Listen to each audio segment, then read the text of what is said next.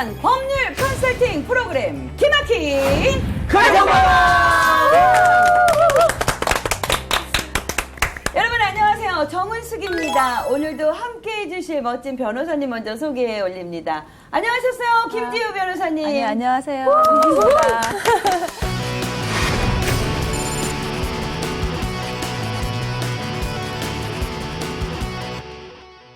아, 머리 스타일이 한예슬 씨 같아요. 어머. 네? 제가 솔직히 고백하면 한예슬 머리를 보여주면서 이렇게 해달라고 했는데 그 머리는 안 나오는 머리인 것 같아요. 얼굴도 다르고 그래서 포기하고. 네. 아니에요. 굉장히 지금 잘 너무 어울리고 계시네요. 예쁘시네요. 예. 감사합니다. 가을 여자다, 가을 여자. 잘 어울리십니다. 와우. 또 한 분의 변호사님입니다. 황다현 변호사님 어서 오세요. 네, 안녕하세요. 안녕하세요.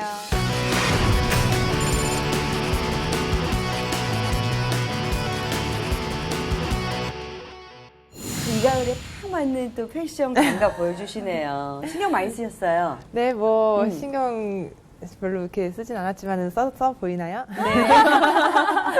그 협찬 받으셨다면서요. 무슨 협찬? 제 어머니 옷을 빌려 입고 나왔습니다. 너무나도 잘 어울리십니다. 예. 또 이 시간에 빠져서는 안 될 두 분이십니다. 윤미숙 씨, 양기웅 씨, 어서 오세요. 안녕하세요. 개그우먼 윤미숙입니다. 가을 여자 같아. 개그맨 양기웅입니다. 반갑습니다.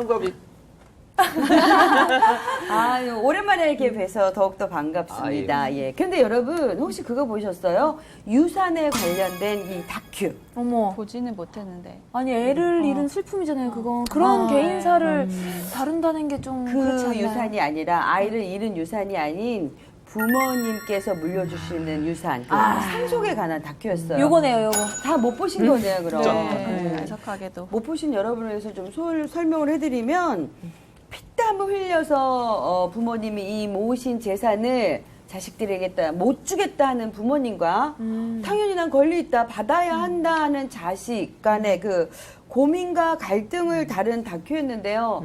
보면서 정말 많은 생각을 하게 되더라고요. 여러분은 어떠실까요? 저 같은 경우는 돈이 많으면 전부는 모르겠지만 그래도 아예 안 주면 솔직히 서운할 것 같고 네. 조금은 받고 싶은 게 사람 마음인 것 같아요. 네. 저는 약간 좀 생각이 다른 게 네. 저 같은 경우는 아무리 생각을 해도 이제 그 돈은 부모님이 버신 돈이잖아요. 어떻게 보면 부모님의 노력으로 버신 돈을 제가 노력해서 벌지 않은 건데 좀 달라고 하는 건 좀 애매한 것 같아요. 그러니까 제가 클 수 있을 만큼만 이렇게 이제 키워주신 거에 대해서 감사해서 돌려드리지는 못할 망정 받아온다는 건 약간 좀 아닌 것 같고. 진심이에요. 예, 저도 항상 이렇게 생각을 하고 있습니다. 부모님이 주셔도 거절하실 50억이나? 거예요. 뭐 주신다면 굳이 거절을 하진 않겠습니다만 그래도 저는 제가 이때까지 받은 거에 대해서 앞으로 이제 돌려드릴 생각입니다. 그러면 사회에 50억을 다 기부했어요, 만약 재산이. 부모님께서 유산이 너무 좋은 50억이. 일이죠. 아유. 그럼요. 한 푼도 안 주고. 윤미 씨한테 박수 보내고 싶어요. 저는 부모님을 앞으로 모실 생각은 있어도 받을 생각은 없습니다. 막내딸이에요, 근데 심지어. 시집 가고 싶어가지고 지금. 시집 잘 가기 어렵지 않나요? 생각보다 베릴 사이가 들어야 되니까. 아니 근데 뭐 재산을 미리 주면 굶어 죽고 밥만 주면 시달려 죽고 안 주면 맞아 죽는다라는 이런 무서운 이런 얘기가 있습니다. 근데 반대로 부모님의 입장이에요. 그렇다면 내 아이에게 내가 번 돈, 힘들게 번 돈을 유산으로 물려줄까? 저도 생각을 해봤는데요. 제가 얼마 전에 제가 어떤 가수분하고 같이 대화를 나눌 기회가 있었는데 그 가수분께서 말씀하시기를 아이들이 어느 정도 커서 스스로 저작권에 대해서 이렇게 개념이 생기기 전까지는 미리 저작권이나 저작권료 수입에 대해서 말을 안 한다고 하더라고요. 왜냐하면은 그게 저작권이 이제 저작권자가 죽고 나서도 이제 몇십 년 동안 이렇게 나오니까 그거를 알고 나면은 그때부터 애들이 공부를 안 한대요. 맞아. 네. 공부 안 해도 먹고 살 수 있으니까. 근데 뭐 아이들에게 얘기를 안 해줘도 검색만 하면 다 나오는데. 그러니까 이제 스스로 알게 될 때까지는 그때는 어쩔 수 없지만 스스로 알게 될 때까지는 얘기 안 하고 그러니까 최대한 이제 자기 자식들이 스스로 공부하고 노력할 수 있게끔 뭐 해야 된다 이렇게 말씀을 하시더라고요. 대단하시다. 그 저도 이제 부모가 되니까 그 마음이 이해가 되고요. 네. 또 이제 그 빌 게이츠 같은 경우는 아이들에게 최대한의 이제 교육은 지원을 하지만 유산은 안 남겨주고 사회에 기부하겠다라고 이제 몇 번 얘기를 하셨던 거를 제가 이렇게 언론에서 봤어요. 네. 그래서 저도 이제 어느 정도 먹고 살 만큼 이제 최소한만 남겨주고 이제 스스로 아이들이 커가고 노력하는 모습을 보면 좋겠다. 네, 이런 마음이 생기더라고요. 그러니까 아까워서 안 주는 게 아니고 아이들 스스로 자립할 수 있게끔 네. 내가 부모라면 안 네. 주겠다 이런 그러니까 얘기고. 물고기를 네. 잡아서 주지 않고 잡는 방법을 알면 좋겠다. 좋다, 좋다. 네. 중요한 말씀이시네요. 기용 씨는 어떠세요? 일단 똑같이 일단 밝히진 않을 것 같아요. 그러니까 주긴 내 줄 건데 재산 규모를? 네, 밝히지 않고 진짜 그 애들이 제 재산만 믿고 유산 받을 거 막 상속 받을 것만 생각하고 진짜 막 공부도 안 하고 놀기만 할 것 같아서 제가 밝히진 않을 것 같은데 근데 역으로 저도 진짜 실제로 네. 저희 부모님이 제가 초등학교 5학년이니까 그때 너 크면 엄마가 해줄 얘기가 있어. 이 얘기가 전 그때 꽂혔었어요. 돈이 많나? 그래서 돈이 막 많나? 진짜 기대도 많이 했었는데 네. 다 크고 나서 보니까 무슨 얘기 하시던가요? 빚이야? 빚? 빚이 아니고 그냥 나는 너네 아빠랑 사랑해서 결혼한 게 아니다. 진짜 이거 완전. 진짜로 속아서 결혼했다고. 아니 슬픈 그거였어요, 가정사 진짜로. 얘기까지 나올 줄은 몰랐습니다. 본인 줄 얘기가 알았는데 그 얘기였던 거예요. 아빠가 불쌍해지고 그리고 우리 또 아이가 여럿인 경우 재산 상속 어떻게 나눠주면 좋을까요? 저 같은 경우는 그냥 똑같이 n분의 1 하고 근데 그 중에서 좀 더 못 살고 좀 힘든 자식이 있으면 좀 더 줄 것 같고 자기가 좀 자기 자력으로 충분히 잘 살 수 있는 능력이 있는 아이한테 좀 덜 주고 그렇게 해야 좀 자식들이 다 똑같이 좀 비슷하게 살 수 있지 않을까 이렇게 미숙 생각을 해요. 씨는 아까 부모님의 재산에 대해서 전혀 관심이 없고 받을 마음이 없다잖아요. 근데 이제 어머님의 입장이 된 거예요. 그럼 자식들에게는 어떻게 할지도 궁금하네요. 저는 일단 예전부터 항상 생각했던 이제 이렇게 교육관 이게 항상 엄하게 이게 항상 깔려 있거든요. 왜냐면 제가 나중에 진짜 정말 결혼을 할지 애를 네. 낳을지는 모르겠지만 일단 기본적으로 제 생각은 약간 한 푼도 안 물려준다라는 약간 주의예요. 저도 약간 사회에 되게 화난 약간 빌 게이츠가 그렇게 얘기한다고 했었는데 저도 약간 그런 주의거든요. 그 돈을 이제 좀 더 현명하게 쓰는 방법을 알려주게 좀 약간 현명한 부모가 되기 위해서는 아이가 잘 살아갈 수 있는 그런 능력을 길러주는 게 좋은 부모라는 생각이 들기 때문에 아유 결혼만 하면 딱인데 세상에 개그계의 빌 게이츠네요, 우리 윤미숙 씨. 돈만 있다면 참 간단하게 얘기했지만 이 유산 상속 얘기를 하면 할수록 뭔가 좀 서글프다라는 생각이 좀 깔리네요.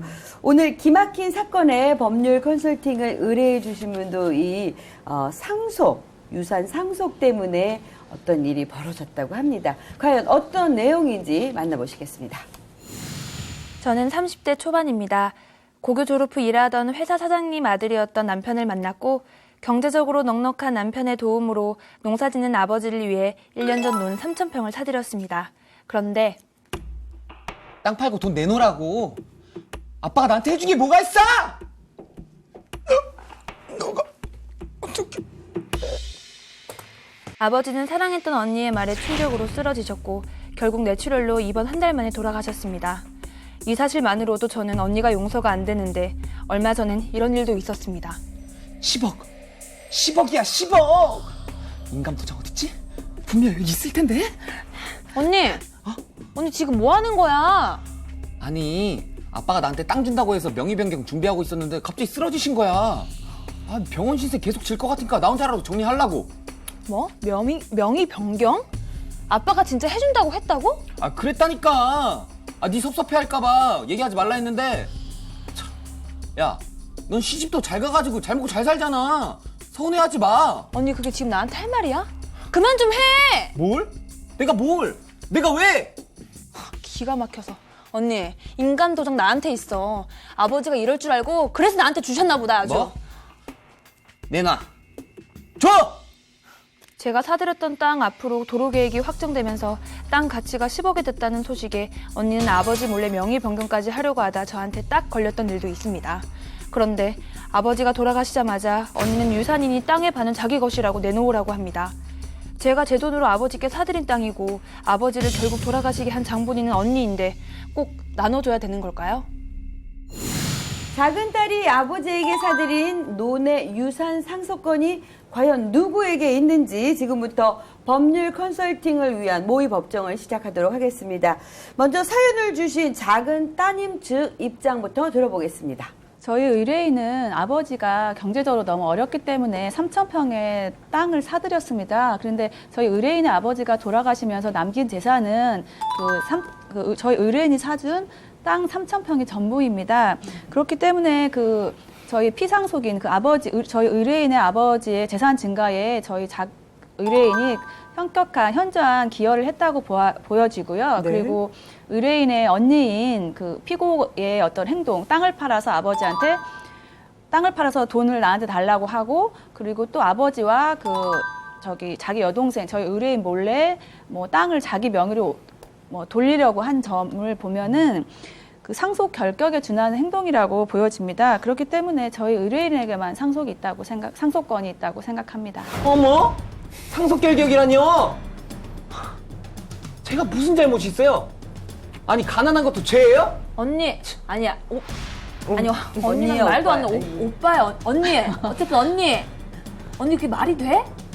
아빠가 지금 쓰러지시고 돌아가신 게 다 언니 책임인데, 그리고 내가 처음에 아버지한테 사드린 거 아니야. 내 돈으로 사드린 거라고. 근데 왜 자꾸 가져가려고 해? 나 때문이라고? 아버지 돌아가신 게 나 때문이라고? 그거 아니야? 사람이 60살이 넘어가면 죽을 수도 있는 거야. 어머. 어떻게 친언니를 부모를 내가 아빠를 죽였다고? 그럼 아니야? 말 조심해니. 어머님이라고 잠깐만요. 함부로 얘기하지만이. 잠시만요. 두 자매님들 좀 흥분을 좀 가라앉혀 주시기 바랍니다. 막말하잖아요, 지금. 예. 뜻은 알겠는데 좀 진정해 머리 주시기 삥나 바랍니다. 예. 어쨌든 큰따님 측 변호사분의 이야기도 들어보도록 하겠습니다. 원고 측 변호사님께서 말씀하신 거는 이제 원고가 현격한 기여를 했다라는 점과 피고가 한 행동 때문에 상속 결격 사유에 해당한다라는 점이었는데요. 원고가 아버지에게 논을 사들였다는 이유만으로 그 논이 상속재산에서 제외되는 것은 아닙니다.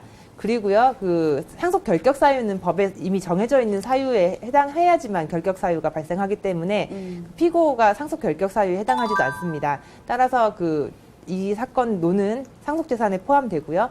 피고도 상속 권리가 있습니다. 일단 먼저 작은 딸 측 변호사가 주장한 대로 큰딸에게 상속 결격 사유가 있는지 그것부터 따져봐야 할 것 같습니다.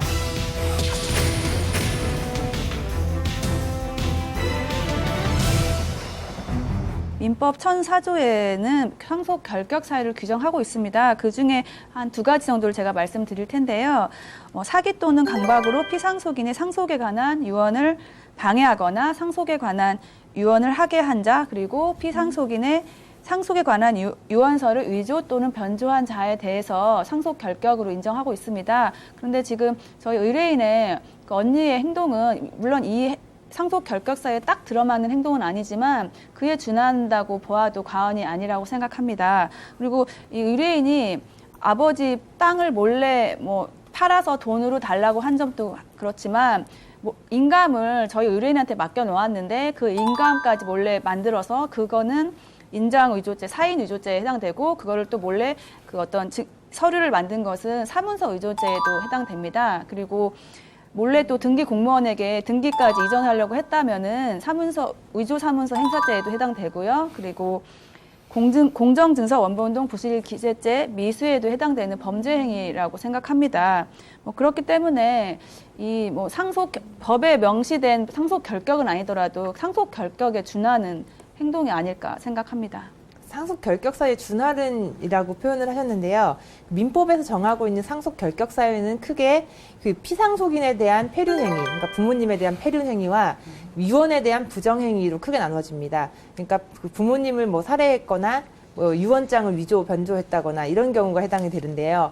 이 경우는 법에서 엄격하게 정하고 있는 그 사유에 해당할 때만 결격 사유에 해당합니다. 이 경우에 이제 중대한 범죄 행위나 비행이 있다고 하더라도 유추 해석을 하면 절대로 안 되고요. 우리 학계와 판례는 이런 상속 결격 사유는 권리를 제한하는 사유이기 때문에 엄격히 해석해야 된다는 입장입니다.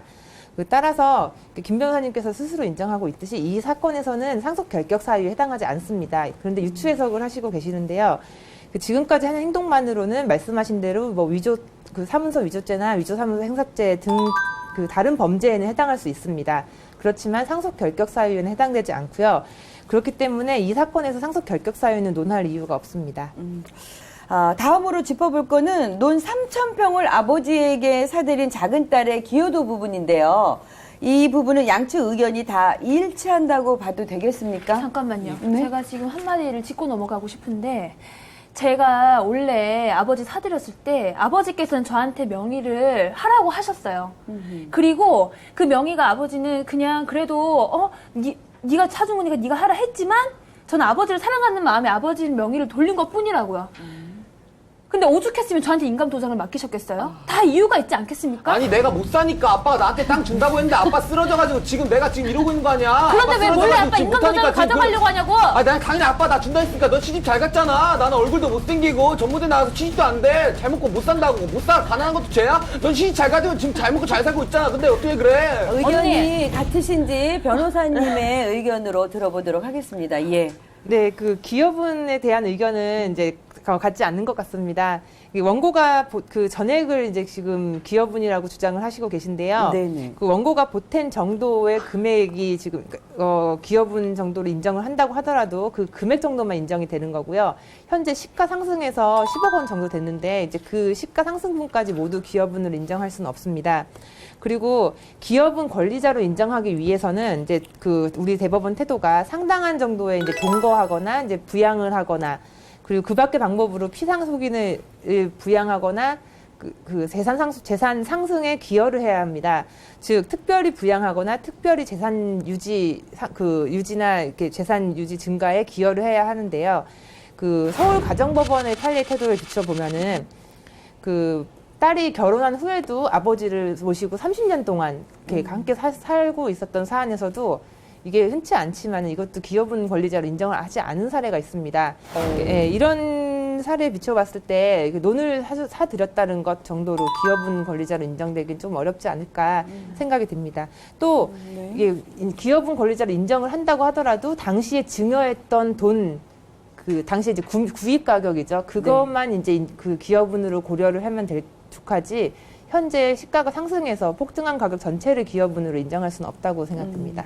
김 변호사님의 네. 의견은요? 저희 그 민법 1008조에 의해서는 기여분을 규정하고 있는데요. 기여분 규정 내용을 보면 공동상속인 중에 상당한 기간 동거, 간호, 그 밖의 방법으로 피상속인을 특별히 부양하거나 아니면 피상속인의 재산의 유지 또는 증가에 특별한 기여가 있을 때는 상속 개시 당시에 피상속인의 전사 가액에서요 공동상속인이 협의를 정한 그 기여분을 공제한 가액만 상속재산으로 봐서 그거를 나누게 됩니다.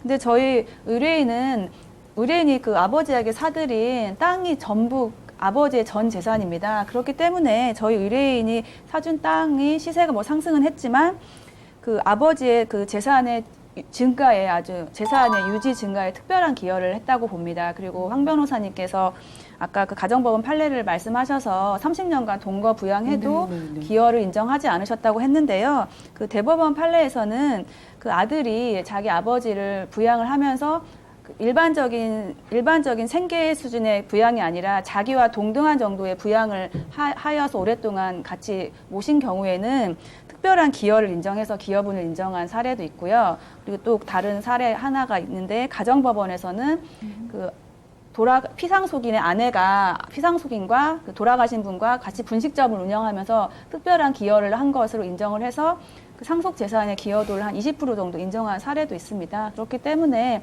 저희 작은 딸의 기여는 상당하다고 보여지고 제 생각에서는 전혀 이 사람은 의뢰인의 언니는 전혀 상속 권리 자체가 없다라고 말하기는 조금 부담스럽고 그냥 법에서 정한 일종의 어떤 최소한의 상속분이죠. 유류분 정도만 인정돼야 되지 않을까라고 생각합니다. 맞아요. 막말로 저희 아버지가 돌아가신 것도 언니한테 그런 얘기를 듣고 나서였거든요. 아, 충격이. 그럼요. 심하셨군요. 예. 아빠한테 얼마나 그렇게 돈을 달라고 했으면 목을 잡고 쓰러지시겠어요.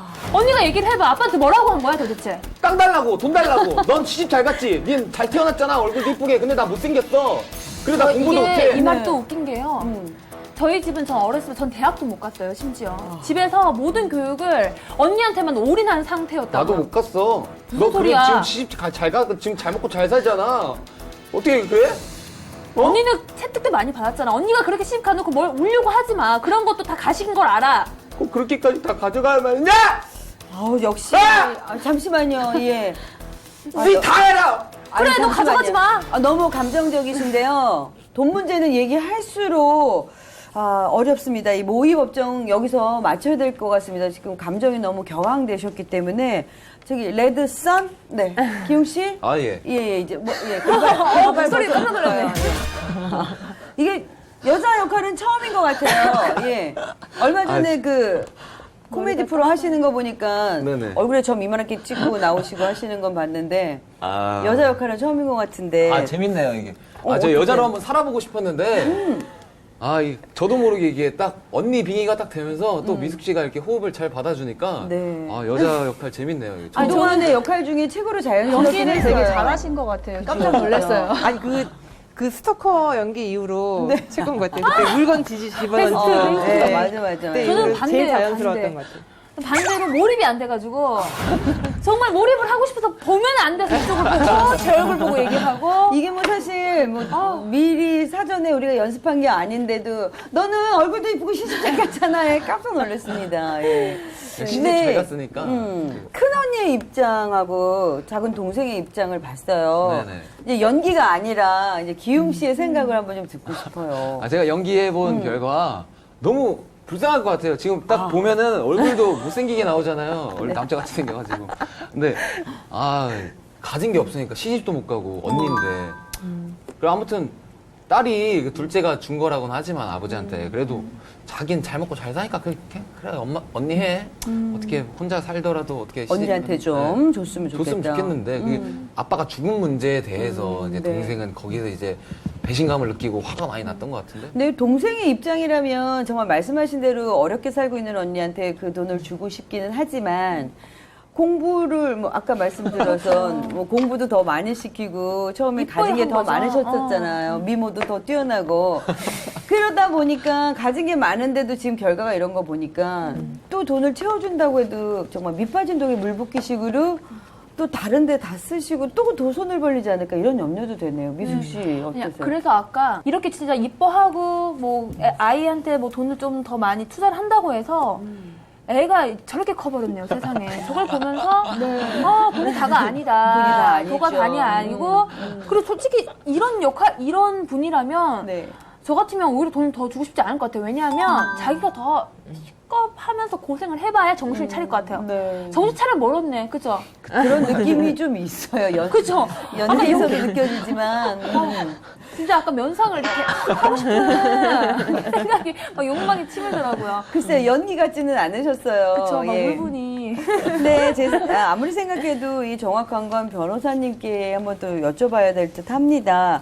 상속 결격 사유라는 말이 나왔습니다. 어떤 것들이 여기에 해당되나요? 아까 황 변호사님이 대략적으로 좀 말씀은 해주셨는데요. 저희 민법 1004조에서는 상속 결격 사유를 구체적으로 나열을 하고 있습니다. 그 첫 번째가 고의로 직계존속 피상속인 그리고 그 배우자 또는 상속의 선순위나 동순위에 있는 자를 살해하거나 살해하려고 한 자가 첫 번째고요. 그리고 두 번째는 고의로 직계존속 피상속인 그 배우자에게 상해를 가하여서 사망에 이르게 한 자, 해당됩니다. 절대 안 되겠네. 그리고 세 번째는 아까 제가도 잠깐 말씀드린 부분인데요. 사기 또는 강박으로 피상속인이 상속에 관한 유언 또는 유언의 철회를 방해한 자가 해당되고요. 네 번째는 사기 또는 강박으로 피상속인의 상속에 관한 유언을 하게 한 자에 해당됩니다. 그리고 다섯 번째 마지막인데요. 피상속인의 상속에 관한 유언서를 의조, 변조, 파기 또는 은닉한 자가 그 상속 결격자에 해당되고 일단 이 다섯 가지 해당이 안 되면 아까 제가 뭐 상속 결격에 준한다는 취지로 어떤 변론을 하긴 했는데 딱 다섯 가지로 한적적 열거를 해놨기 때문에 이에 해당이 되어야만이 상속 결격에 해당된다고 생각합니다. 네. 근데 저는 듣기로는 그 재산을 미리 넘겨주면 상속세가 그 절약된다고 하는 얘기를 들었거든요. 그래요? 그건 진짜 정말인가요? 근데 이게 그 상속 재산에 대해서 상속세가 부과가 되기 때문에요. 미리 증여를 해버리면은 상속 재산이 그만큼 줄어들잖아요. 그러니까 당연히 상속세는 줄어듭니다. 근데 그 증여를 하게 되면은 거기에 대해서는 증여세가 네. 부과되죠. 그래서 증여세 같은 경우는 공제 한도가 있습니다. 그래서 공제 한도 내에서는 그 증여세가 부과되지 않기 때문에 그 한도 내에서 증여를 하시면 상속세도 절감하시고 증여세도 안 내실 수 있습니다. 그리고 사망하기 전 10년 내에 그 상속재산을 그 자식들에게 상속재산을 증여를 한 경우에는 나중에 사망을 하더라도 상속재산에 다시 포함이 되게 됩니다. 그래요? 예, 그래서 10년, 증여를 하시기 위해서는 10년 이전에 일찍 하셔야 되는데요.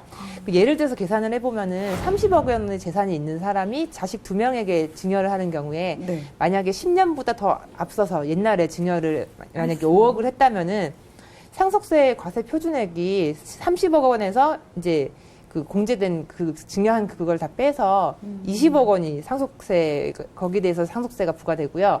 그런데 만약에 10년 내에 증여를 했다고 한다면은 네. 그게 다시 상속재산에 포함이 되기 때문에 그 지금 그 상속세 과세 표준 기준이 25억이 됩니다. 그렇기 때문에 증여를 상속세를 절감할 목적으로 증여를 하시기 위해서는 그 사망하기 10년 전에 일찍 내셔야지 상속재산에서 그게 그 빠지게 됩니다. 근데 언제 죽을지 모르니까 그러니까요. 일찍 하셔야지 상속세가 절감이 될 수 있습니다. 그 아버지가 큰 딸이 진짜 불쌍해가지고 그 작은 딸 몰래 땅을 이렇게 몰래 줬어요. 네. 근데 그 땅값이 폭등했잖아요. 아하. 그랬을 때 이제 아버지가 돌아가시면서 그 땅을 이제 큰 딸한테 줬으니까 그러면은 그 땅 준 작은 딸이 그 땅을 뭐 받을 수 있는 뭐 이런 그 권리 같은 건 아예 없어진 건가요? 그 점에 대해서는 아까도 제가 잠깐 언급을 했는데 우리 민법에서는 그 유류분 제도라는 것을 규정을 하고 있습니다. 그 피상속인 그 사망하신 분이 자의에 의해서 자식들 중에 어떤 한 사람한테만 자산을 몰아주거나 아니면 자식들한테 아무한테도 안 주고 그냥 제3자한테 뭐 기부를 하거나 네. 이런 경우가 있잖아요. 근데 그 재산은 어차피 그 돌아가신 분의 소유이긴 하지만 어쨌든 그 자식들의 생계도 달려 있고 저희 민법에서는 그 피상속인이 이룬 재산이 그 자녀나 그 배우자의 어떤 기여도 있다고 생각하기 때문에 피상속인의 재산 처분의 자유와 그리고 상속인의 보호를 조화해서 유류분 제도를 인정하고 있습니다. 유류분이라는 것은 그 피상속인의 재산 중에서 일정 부분은 네. 그 상속인한테 권리를 인정하는 건데요. 보통 통상 배우자와 그 직계비속 자녀한테는 상속재산의 2분의 1을 보장하고 있고요. 그리고 그 직계존속과 그리고 형제 자매한테는 상속재산의 3분의 1을 유류분으로 보장을 하고 있습니다. 그래서 이 사안 같은 경우에 만약에 의뢰인의 아버지가 전부 큰딸한테 주었다고 하더라도 네. 아까 10억이라고 하였잖아요. 그러니까 10억의 절반씩 5억씩 권리가 있는데 그중에 뭐 5억의 반이니까 2억 5천은 작은 딸이 유류분 반환 청구를 할 수 있습니다. 그리고 저희 이게 보통은 2015년이니까 2015년 5월에 사망하셨으면 일반적으로는 그 1년 전에 그 유증이나 증여한 부분만 유류분 산정 시에 포함이 되는데 공동상속인한테 그 큰딸한테 돈을 그 땅을 다 준 거라면은 1년 이전 뭐 2010년이나 뭐 2005년에 다 그 땅을 주었어도 유류분 산정 시에 다 포함되기 때문에 그 저희 작은 딸은 네. 2억 5천 유류분 반환 청구할 수 있습니다. 그런 경우를 말씀하신 경우를 특별수익자라고 하는데요. 그 민법에서 정하고 있는 특별수익자 같은 경우는 공동상속인 중에 피상속인으로부터 재산을 이렇게 받은 경우에 특별수익자라고 하고요. 근데 이 경우에는 그 다른 사람의 상속분이 모자라면 반환 의무를 집니다. 그래서 만약에 자식이 2명이 있는데 그 결혼 자금을 한 명은 6천만 원을 받았어요. 그런데 다른 사람 아직 결혼을 하지 못한 상태에서 아버지가 돌아가셨다. 그러면은 6천만 원을 받을 게 있는데 못 받은 거잖아요. 네. 예, 그런 경우에 그 상속 재산이 1억 원밖에 없다. 그거를 5천만 원씩 나눈다고 하면은 한쪽은 6천만 원을 이미 받았는데 5천만 원을 또 받고 여기는 6천만 원을 받을 수 있었는데 5천만 원밖에 받지 못하고 이렇게 불공평한 경우가 생길 수 있습니다. 네. 이런 경우에는 이미 받은 6천만 원을 포함시켜서 1억 6천으로 계산을 해서요. 그 1억 6천으로 계산해서 그걸 반으로 나누면은 8,8천이 되잖아요. 그러면 나머지 있는 1억 원에서 8천만 원을 가져가고 여기는 2천만 원만 가져가고 그래야지 공평한 결과가 되기 때문에 이런 경우에 이렇게 상속인, 공동 상속인 중에서 특별 수익자가 있는 경우에는 이렇게 계산을 합니다. 네. 그런데 이 경우에 만약에 이제 반환 의무를 지게 되잖아요. 이제 예를 들어 6천만 원을 이미 받았는데 그 상속을 또 2천만 원을 받게 되는 거고, 이제 만약에 이제 반환 의무를 지고 싶지 않은 경우가 있어요. 이제 상속재산 이미 너무 많이 받은 경우에. 네. 네, 이렇게 10억을 받았다. 그런 경우에는 상속 포기를 하면 됩니다. 그러면 나는 아버지 재산 상속을 안 받겠다. 네네네. 그렇게 되면 10억 원을 반환 의무가 없어요. 네, 근데 상속 포기를 하는 경우에는 이게 반환 의무를 지른 자가 공동 상속인이기 때문에 상속 포기를 하게 되면 공동 상속인에서 이탈을 하게 되는 거거든요. 그 나머지 사람들끼리만 상속을 받게 되고, 네, 그렇기 때문에 그 상속 포기를 하는 경우에는 이제 다른 사람들의 유리분을 해하지 않는 한 이제 반환 의무를 지지 않습니다. 네, 원래대로 하면 이렇게 나눠야 되지만은 그 상속 포기를 하는 경우에 그렇기 때문에 아까 그 다음에 이제 논리상 유리분 반환 청구가 나오거든요. 그래서 원래대로 하면은 이제 나눠야 되고 상속 포기를 하는 게 이익이 되죠, 이 경우에는. 네. 네, 그럼 사연을 주신 이분의 법률 컨설팅은 황 변호사님께 부탁을 드려보겠습니다. 아무래도 반대 입장에서 변호를 해주신 분이 가장 실질적인 컨설팅을 해주실 수 있지 않나 싶습니다. 제가 아까 모의법정 할 때는 이제 그 기여분으로 인정받기가 쉽지 않다라고 이제 주장을 했는데요. 이제 원래 그 예전에 이제 우리 법원의 태도에 비춰보면은 부모님을 30년간 모시고 살아도 기여분으로 인정하지 않은 경우도 많이 있었습니다. 그렇지만 이제 이게 그 당시에는 부모를 모시고 살거나 부양을 하거나 이렇게 재산적으로 용돈을 드리거나 하는 게 자녀의 당연한 부모의 부양 의무에 해당된다라고 이렇게 봤기 때문에 당연히 효심으로 이렇게 하는 거기 때문에 기여분으로 따로 고려할 것도 아니다, 이런 식으로 봤던 판례의 태도가 있었기 때문입니다. 그런데 최근에는 이제 부모님을 모시고 사는 게 당연하지 않다고 보는 이제 시대적 추세 때문에 기여분 권리자로 인정해 주는 게 범위가 좀 더 폭이 넓어졌습니다. 그래서 부모와 같이 산 자녀에게는 기여분으로 좀 더 이제 상속재산을 더 주는 식으로 인정해주고 있는데요. 그래서 과거랑 똑같이 이제 사실관계가 같아도 요즘에는 인정을 하고 과거에는 인정하지 않았고 이런 경우가 많이 늘어났습니다. 그래서 자녀가 형제 중에 유일하게 생활비와 병원비를 이제 내고 모셨던 경우에도 기여분을 100% 인정을 하는 사례가 있었고요. 그리고 아버지를 모시고 생활하며 제사를 모신 경우에도 기여분 권리자로 인정하는 사례가 있습니다. 또 주말과 휴일에 찾아서 이렇게 부모님을 찾아뵈서 돌봐드린 경우에도 이런 경우도 기여분으로 인정한 사례가 있습니다. 그리고 부모의 치료비에 약간 부담하거나, 그리고 이제 그 와이프의 경우에도 이제 그 남편을 도와서 이제 자식을 낳고 3명을 낳아서 기르고 농사일 도운 경우에도 기여분으로 인정한 사례가 있습니다. 근데 이제 과거의 종전 판례에서는 이렇게 유사한 사안에서도 기여분 권리자로 인정을 안 했고요. 당연한 그 부양 의무의 일환이다라고 인정을 했습니다. 그래서 이 사안 같은 경우도 의뢰인분도 특별한 재산적 기여를 했기 때문에 기여분 권리자로 요즘 최근 판례 추세에 비추어 보면은 인정받을 가능성이 높지 않을까 생각이 들고요. 네. 상속재산 분할 청구를 하시면서 기여분 주장을 하시고, 이 경우에 이제 전문가의 상담을 받아보시면은 좀 더 많은 도움이 될 것 같습니다. 네. 잘 들으셨죠? 피는 물보다 진하다는 말이 있지 않습니까? 아버지도 돌아가시고 핏줄은 이제 언니분밖에 없으신데 평생 안 보고 지내실 건 아니시죠?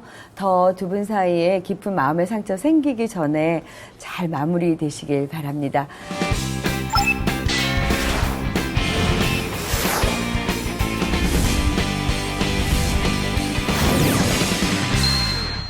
네, 여러분 생활하시다가 어떤 조언이 필요하거나 도움이 필요하실 때 저희 홈페이지 게시판에 여러분의 고민을 남겨주세요. 저희 유능한 변호사가 유쾌, 상쾌, 통쾌하게 풀어드리겠습니다. 아르헨티나 부에노스아이레스, 한 작은 마을에 5살 배기 꼬마 커플이 있었다. 둘은 이웃사촌지간으로 아기 때부터 함께 자랐고 3살 때부터 본격적으로 사귀기 시작. 마을 사람들의 사랑을 독차지한 커플이었는데 여자아이 아버지가 다른 지역으로 발령이 나면서 이사를 가게 됐다. 그리고 3달 후 여자아이로부터 도착한 편지에는 다른 남자친구가 생겼으니 헤어지자는 내용이 적혀 있었고 화가 난 남자아이는 바로 집을 뛰쳐나와 부모님이 사주신 49cc 엔진이 달린 모터사이클을 타고 여자 집으로 가겠다고 나서는데 집 앞을 벗어나 차도에 들어서자마자 바로 교통경찰 단속에 적발된 남자아이. 과연 아르헨티나 법정은 이 아이에게 어떤 판결을 내렸을까? 교통경찰 단속에 적발된 5살 남자아이. 아르헨티나 법원은 어떤 판결을 내렸을까요, 미숙 씨? 답은 정해져 있습니다. 이게 네. 아니 제가 이제 법률 TV를 좀 하다 보니까 네. 어느 정도 노하우와 이 답이 딱딱 보면 바로 팍팍 나오는데 교통 경찰이 단속을 했다잖아요. 그렇죠. 멀리 가지 않습니다. 신호 무시. 신호 신호 위반이다. 무시를 하고 그냥 냅둬 나간 거야. 5살 그래가지고 아이가 운전을 하고 이제 신호를 안 보고 달렸다. 왜냐하면 힌트는 교통 경찰. 교통 경찰이 뭐 하는 겁니까? 교통을 이게 단속하겠죠. 신호 같은 거 위반하면 보는 거 아닙니까? 네. 이 어린 꼬망이가 신호 무시를 하고 신호 그냥 위반을 무시? 해버렸기 때문에 위반. 딱 잡았다. 좋습니다. 기웅 씨의 생각은요? 저는 실제로도 제가 봤었는데 이게 인도로 오토바이를 다니면 안 되는데 혹시 인도로 이렇게 차도로 안 가고. 네, 차도로 안 가고 인도로 이렇게 달리지 않았을까. 인도로 갔을 것이다. 두 분의 의견 잘 들었고요. 이번에 김 변호사님의 생각이 궁금하네요. 네, 제가 정답을 알고 있는데요. 이게 그 장난감 모터사이클을 운전을 하긴 했는데도 49cc 엔진이 달려 있었기 때문에 등록을 해야 된다고 합니다. 근데 이 아이가 그 꼬마의 부모가 등록하지 않고 운전을 했고 또 보험료나 어떤 차량 등록세, 자동차세를 납부하지 않은 상태에서 그 자도를 달렸기 때문에 도로 그 아르헨티나 법 위반을 해서 1,500달러의 벌금이 부과됐다고 합니다. 아니 그러면은 이게 등록이 되고 자동차세 등 보험료를 내면은 5살 아이가 운전을 하고 차도로 다녀도 되는 건가요? 글쎄 그거는 제가 아르헨티나 법 전문가는 아니라서 정확히 모르겠는데 글쎄요, 어느 정도의, 그게 가능한지는 잘 모르겠는데, 만약에 가능하니까 이런 법 규정이 있지 않을까 생각하면 좀 신기하긴 합니다. 정말 신기하네. 아이들 자동차에 이게 49cc 엔진을 단 게 문제거네요. 근데 50cc 정도면 시속 한 5, 60까지 나가거든요. 그게. 저희 아버님이 타고 다니시는 것도 제가 알기로 이거 50cc인 걸로 알겠는데, 동급이네요, 저희 아버님. 요즘에 엄청 많이 달아서 또 우리나라에도 그렇죠. 만약에 황 변호사님 이게 같은 상황이 한국에서 벌어졌다면 어떤 처벌을 받을 수 있을까요? 배기량 50cc 미만인 원동기 장치 자전거로서 최고 속도가 20km 미만인 경우에 교통약자인 어린이가 운전하는 경우에는 처벌하지 않습니다. 교통약자에는 이제 임산부나 노약자, 휠체어 타는 사람들이나 이런 사람들이 이런 거를 탈 필요성이 있기 때문에 교통약자로 또 한정을 해서 이렇게 규정하고 있고요. 그런데 이제 그 50cc 미만 원동기 장치 자전거는 20km 이하인 경우에 이렇게 그 규정을 무면허 운전을 처벌하지 않는데요. 50cc에서 125cc까지는 면허가 필요합니다. 운전 면허가. 그리고 125cc를 초과한 이륜 자동차 같은 경우는 2종 소형 면허가 필요합니다. 따로 그래서 일종 보통 면허를 가지고 있으신 분이 자기 면허가 있다 해서 125cc를 초과하는 이제 커다란 오토바이를 타는 경우에는 그런 경우에도 무면허 운전으로 처벌받습니다. 이거 다시 시험을 봐야 된다고요? 이게 다른 원동기 장치가 아니라 이제 2종 소형 면허를 받아야 합니다. 그리고 이제 ATV라고 해서 사륜 오토바이가 있는데요. 이제 관광지 같은 경우에서 이제 그냥 흙길 같은 데서 이렇게 사륜 오토바이 타는 경우 있는데 강촌이나 이런데 MT 가서 타기도 하고. 이제 그런 경우에도 원래 예전에는 그걸 면허 규정을 안 하고 농기계로 분류해서 면허가 없어도 된다고 했었는데요. 최근에는 이제 미국도 그 사고 위험도 있고 사람들이 많이 타기 때문에 125cc 미만인 경우에는 일종 대형이든 일종 보통이든 해서 이렇게 면허가 있으면 탈 수 있고요. 그렇지만 면허는 필요합니다. 그리고 125cc를 초과하는 경우에는 아까 그 원동기 장치 자전거나 그 같은 경우 비슷하게 2종 소형 면허가 필요합니다. 그래서 그 MT 가서 그 사륜 오토바이 타시는 경우 많이 있는데요. 이런 경우에도 본인이 운전 면허가 없다거나 일종 보통 면허가 있다거나 하더라도 이제 운전을 하시면은 무면허 운전으로 처벌되기 때문에 아이고야. 조심하셔야 대박이다. 합니다. 아이고야. 완전 장난 아니네. 아니 근데 그 보면은 요즘에는 이제 어린이들 자동차나 막 이런 오토바이 같은 거 작게 나온 거 되게 많거든요. 거기 엔진 다는 경우 되게 많거든요. 근데 이럴 경우에는 그 법으로 금지를 해야 되는 건 아닌가요? 그게 좀 위험하다는 생각이 맞아요. 들더라고요. 예, 저도 그런 경우를 많이 봤는데요. 공원 같은 데서도 많이 다니고, 네, 이제 집에 맞아요. 갈 때도 인도 쪽으로 해서 그걸 운전을 해서 많이 가시더라고요. 그런데 이런 자동차, 어린이 완구용 자동차 같은 경우는 그 자동차 이런 차량이 아니라 완구로 분류되어 있기 때문에 따로 이제 법에서 지금 규제하고 있는 건 없는 현실이 출시된 이후에 뭐 튜닝을 한다거나 해도 규제할 수가 없는 상태입니다. 그리고 속도를 높이는 튜닝용을 전동 완구 제품으로 이제 그 보통은 8km로 규제가 되어 있는데 그걸 2배로 올리고 속도를 높이기도 하고 뭐 네네. 이렇게 LED 조명등 같은 거 달기도 하고 한다고 합니다. 그렇지만 이거는 이제 아버지들의 로망이 실현하기 위해서 이제 본인은 이제 뭐 독일 차가 없지만 아기들 왕구는 독일 차 네. 브랜드로 해서 네. 뒤에서 제 리모컨으로 운전하시고 맞아요. 이러는 것 같은데요. 예, 아이의 생명과 신체를 담보로 해서 본인이 취미생활을 하시는 걸로 보이는데 네, 이런 거는 조금 자제해 주시는 게 좋지 않을까 생각이 듭니다. 맞아요. 그럼 그 엔진 달린 네. 그 어린이용 자동차나 그 모터사이클 같은 거는 네. 등록도 해야 되고 보험 가입 같은 것도 해야 되지 않나요, 그러면? 그 어린이 자동차는 우리나라 법상 자동차 관리법이나 도로교통법상 자동차에 되지 않기 때문에 등록 자체가 불가능합니다. 그리고 보험도 자동차 운전자용 보험이 아니라 일반 어린이 보험에 들어야 되고요. 그리고 또 아까 지금 황 변호사님 말한 대로 뭐 근데 과도한 튜닝을 해서 뭐 사고가 나거나 이런 경우에는 어린이 보험을 들더라도 뭐 그 보호 대상은 해당되지 않을 것 같습니다. 예. 네. 정말 황당한 사례 한번 짚어봤고요. 이번에는 저희 홈페이지에 들어온 사연을 함께 만나보겠습니다. 미숙 씨가 전해주세요. 저는 지방에서 조그만 치킨 가게를 운영하고 있는 50대 남자입니다. 평소 골칫거리인 아르바이트생이 있었는데 사람을 구하지 못해 자르지 못하고 있었는데 얼마 전 근무 시간에 배달용 스쿠터를 몰고 여자친구와 놀다 과일 리어카를 들이받는 사고를 냈습니다. 과일상은 저한테 깨진 과일 보상비며 리어카 수리비를 내라고 하고 아르바이트생은 돈이 없다고 하는데 제가 정말 이 사고에 대한 책임을 져야 하는 건지 답답합니다. 라고 이렇게 보내주셨어요. 어머.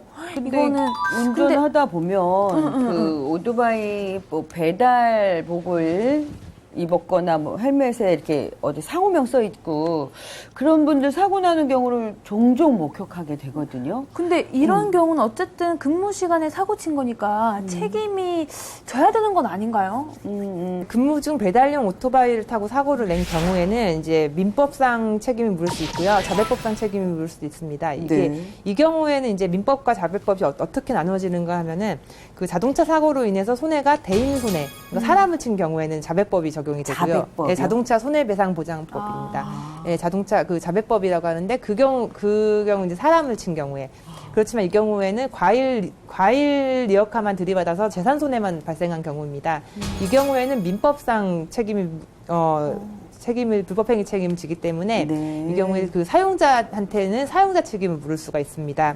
그 사용자는 민법상 이제 사용자 책임을 규정하고 있는데 이 경우에는 민법상 그 피용자가 불법행위로 제3자에게 손해를 끼친 경우에 이게 사무집행 관련성이 있는 경우에는 사용자가 손해배상 책임을 함께 부담을 하는 규정이고요. 사용자라면 그 업주를 네, 말씀하시고요. 맞습니다. 예, 업주가 이제 사무집행 관련성이 있는 경우에는 그 손해배상 책임 부담을 합니다.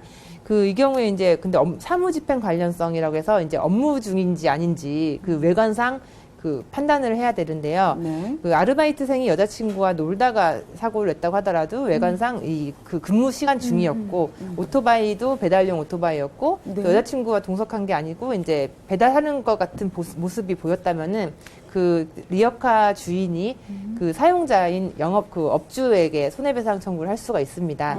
예, 외관 책임을 부담하기 때문입니다. 그 여자친구가 만약에 배달하고 있는데 뒤에 오토바이 맞아. 타고 있었을 경우에 조금 좀 차이가 있겠네요. 네, 이게 그 법원의 판결을 그거는 정확한 판결을 그 기다려 봐야지 정확히 알 수 있지만은 그 여자친구와 같이 타고 있고 약간 노르고 있었던 것이 이제 외관상 명백한다거나 이제 외관상 업무집행 관련성, 그러니까 사무집행 관련성이 있다고 보기 어렵다라고 할 경우에는 그 손해배상 책임이 부정될 수 있습니다. 그렇군요. 네. 그러면 그 배달용 오토바이는 이게 그 상호명이 이렇게 뒤에 배달통에 적혀 붙어 있죠. 있잖아요. 맞아, 그 조끼도 맞아, 맞아. 분명 유니폼도 입고 있을 거고 그걸 타고 이제 배달을 하다가 뭐 여자친구를 뒤에 태운 채로 이렇게 가는데 뭐 CCTV 같은 거에 이렇게 딱 될 수가 있잖아요. 그 촬영될 수 촬영돼서. 있죠. 그럴 때는 네. 뭐 어떻게 되는 거죠? 그러니까 그 민법상 사용자 책임을 물을 때는 외관 이론이 적용되기 때문에 그 여자친구를 태우고 배달을 한다 이렇게 보기는 조금 어렵지 않나 싶습니다. 그래서 이 경우에는 사용자 책임으로 이제 재산상 손해를 물으면은 이제 인정되기 어렵지 않나 생각이 듭니다. 그렇지만은 대인 손해, 그러니까 사람을 친 경우에는 자백법이 적용됩니다. 자백법이 적용될 경우에는 그 업주에게도 손해배상 책임이 인정될 수 있습니다. 네. 그러면은 그런 경우 있잖아요. 근무 시간이 아닌 근무 시간 후에 사고가 났다면 그럴 때는 이제 어떻게 해야 되나요? 책임이 없지 않을까 싶은데. 그 영업주에게 아까 황 변호사님이 말씀해 주셨는데요. 영업주에게 사용자 책임을 묻기 위해서는 그 아르바이트생의 그 사무 집행을 관련해서 제3자한테 손해를 끼쳐야 합니다. 그런 때문에 근무 시간이 아니고 근무 시간 후에 이렇게 사고가 났다면은 사무 집행 관련성이 부정될 수 있는데요. 아까도 황 변호사님 말씀하신 대로 외관 책임이기 때문에 피해자가 봤을 때는 그 근무 시간 이후라도 그 오토바이 운전하는 친구가 근무를 하거나 배달을 하고 있다고 생각되는 어떤 그런 외관상이 보이면은 근무 시간 이후라도 영업주가 책임을 질 수 있는 소지도 있습니다. 그 사연을 주신 사장님이 그 사용자 책임으로 손해배상을 해야 한다면 사고를 낸 아르바이트생은 뭐 아무런 손해배상을 안 해도 되는 건가요? 예, 그렇지 않습니다. 그 아르바이트생은 불법 행위의 직접 가해자이기 때문에 당연히 손해배상 책임이 있습니다. 그 영업주가 그 손해배상을 대신 해준 경우에는 그 가해자인 아르바이트생에게 다시 구상권이라는 권리를 행사해서 내가 낸 손해배상액을 네가 다시 나한테 줘라라고 청구할 수 있습니다.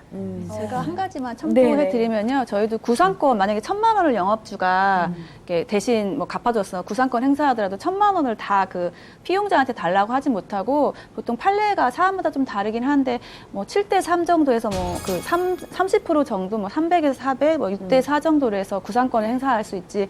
전체 1,000만 원 내가 피해자한테 줬으니까 1,000만 원 다 내놔 이런 식으로는 판결이 안 되는 것 같습니다. 영업주가 사고에 대한 책임이 있다고, 책임을 예. 1,000만 원을 해줬으면 아르바이트생이 뭐 1,000만 원 전부 전부 다 못 준다. 1,000만 원 다 반환, 1,000만 원 구상권 행사하더라도 1,000만 원이 아니라 영업주의 과실도 있기 때문에 보통 이런 경우는 이제 왜 그런 과실이 인정이 되냐면요. 네. 피자 배달 같은 경우에 30분 내에 배달을 하면은 전부 받지만 30분이 넘어가면 뭐 돈을 받지 않습니다. 네, 있어요. 뭐 이런 식으로 많이 영업을 해요. 그래서 영업주가 이거 절대로 늦으면 안 된다. 미친 듯이 뭐 빨리 가서 식기 전에 갖다 배달해라. 이런 식으로 영업주가 많이 푸시를 하기 때문에 그래서 아르바이트생들이 과속을 하고 신호 위반을 하고 오토바이를 위험하게 모른 경우가 굉장히 많습니다. 그런데 이게 증거도 없어요. 이게 영업주가 그렇게 말을 했다는 거를 녹음하는 경우는 없지만은 대충 이제 그 사회상 통념상 어떤지 알고 있고 그리고 아르바이트생도 이제 구상권 행사가 들어오거나 보통 보험회사에서 이제 구상권 행사를 하죠. 보험회사에서 보험금을 대신 납부를 한 다음에 이제 이 아르바이트생에게 구상권을 행사할 때 그때 이제 그 법정에 자료로 이런 사정이 이제 나가기 때문에 뭐 비 오는데 뭐 빨리 갖다 주라고 했다. 네. 아니면은 오토바이 점검을 제대로 안 해서 타이어가 노후돼서 미끄러웠다. 아니면은 뭐 브레이크가 뭐 마모돼서 제대로 안 잡혔다. 이런 사정 같은 경우는 영업주의 과실로 잡히게 됩니다. 예, 이런 사정이 인정되면은 영업주가 아르바이트생에게 뭐 100%를 다 지금 내가 낸 손해를 줘라 했을 때 다 인정되기는 어렵습니다. 오늘 저희가 풀어본 사연은 여기까지입니다. 여러분께서 아직도 궁금한 사항이 있으시다면 저희 홈페이지 게시판에다 여러분의 궁금증 남겨주세요. 언제나 열려 있고요. 또 최고의 변호사분들께서 속 시원하게 조언해 드리도록 하겠습니다. 저희는 다음 이 시간 더 좋은 법률 정보로 여러분 찾아뵙겠습니다. 오직 여자만을 위한 법률 컨설팅 프로그램 기막힌 가정법원!